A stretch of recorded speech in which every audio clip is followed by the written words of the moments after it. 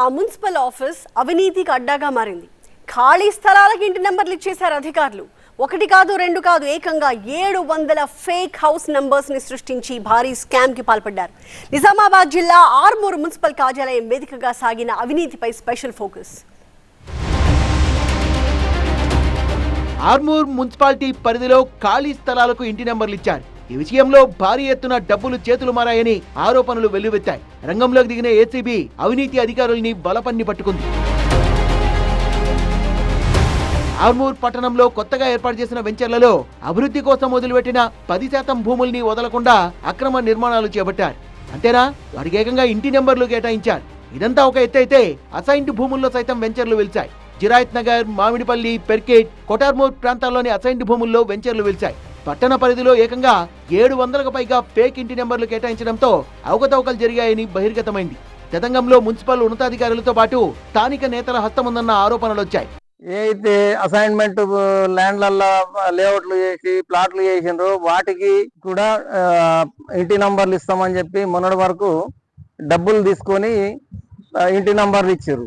ఆ ఇంటి నంబర్లకు ఇప్పుడు మళ్ళా కమిషనర్ వచ్చిన తర్వాత అన్ని ఏదో నాటకాలు ఆడుతున్నారు, డబ్బులు గుంజే ప్రయత్నం చేస్తారు.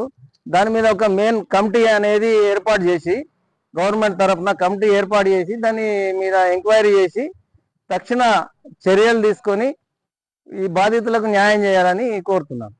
నేను హౌస్ నంబర్ గురించి మున్సిపల్ కమిషనర్ దగ్గర 22/2/2020 నాడు అప్లికేషన్ ఇచ్చిన. అప్పటి నుండి నంబర్ అడిగితే డబ్బులు డిమాండ్ చేస్తున్నాడు. 50,000 డిమాండ్ చేస్తే మొన్న 24/11/25 నాడు అప్పటి నుండి అప్రోచ్ అవుతున్నా. నిన్న వచ్చి మాట్లాడితే 20,000కు ఓకే అయ్యిండు. ఇప్పుడు 20,000 రూపాయలు డబ్బులు ఇవ్వంగా పట్టుబడ్డాడు. ఈ నేపథ్యంలో ఏసీబీ రంగంలోకి దిగింది. ఇంటి నెంబర్ కోసం వచ్చిన ఓ వ్యక్తి నుంచి మున్సిపల్ కమిషనర్ రాజు 20,000 రూపాయల లంచం తీసుకుంటుండగా ఏసీబీ అధికారులు రెడ్ హ్యాండెడ్ గా పట్టుకున్నారు. అంతేకాకుండా కారులో ఉన్న బ్యాగులో 5 లక్షల నగదుకు లెక్కలు చూపలేకపోయారు. కమిషనర్ రాజు, డ్రైవర్ భూమేష్ లను పోలీసులు అరెస్ట్ చేశారు.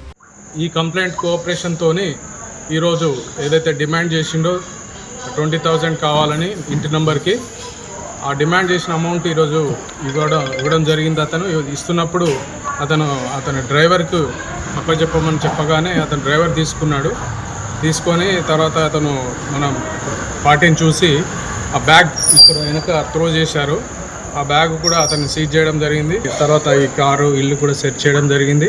తర్వాత కూడా అతన్ని ఇప్పుడు ఈ ప్రొసీజర్ అంతా కంప్లీట్ అయిన తర్వాత నాంపల్లి కోర్టుకు రిమాండ్ నిమిత్తం ఇద్దరిని కూడా పంపించడం జరుగుతుంది. తీగలాగితే డొంక కదిలినట్లు ఇప్పుడు ఆర్మూర్ బల్దియా అవినీతి బాగోతాలు ఒక్కొక్కటిగా వెలుగు చూస్తున్నాయి. ఇంటి నెంబర్ల స్కామ్ మాత్రమే కాకుండా మున్సిపాలిటీ కోసం వాహనాల కొనుగోలులో కూడా అక్రమాలు జరిగినట్లు ఆరోపణలు వస్తున్నాయి. వెంచర్లకు ఇంటి నెంబర్లు ఇవ్వద్దనే నిబంధనలు ఉన్నప్పటికీ వాటిని లెక్క చేయకుండా మున్సిపల్ కమిషనర్ రాజు ప్రజాప్రతినిధుల అండతో అక్రమాలకు పాల్పడ్డారు. ఫేక్ ఇంటి నెంబర్లతో రిజిస్ట్రేషన్ అయిన వాటిని సైతం రద్దు చేయాలని మున్సిపల్ పాలకవర్గం సబ్ రిజిస్ట్రార్ కు లేఖలు రాయడం కూడా జరిగింది. ఈ వ్యవహారంలో సబ్ రిజిస్ట్రార్ కార్యాలయంలో సైతం అనేక అక్రమాలు జరిగినట్టు తెలుస్తోంది. మొత్తం వ్యవహారాలపై విచారణ జరిపించాలని స్థానికులు డిమాండ్ చేస్తున్నారు. అక్రమ ఇంటి నెంబర్లు ఏ విధంగా ఇచ్చారంటే అసైన్మెంట్ స్థలాలకు, ఓపెన్ స్థలాలకు 10% స్థలాలకు యథావెచ్చగా 10 హౌస్ నెంబర్ ఇచ్చేసి ఇక్కడ నుంచి లింకు మన రిజిస్ట్రేషన్ ఆఫీస్కి ఉంటుంది.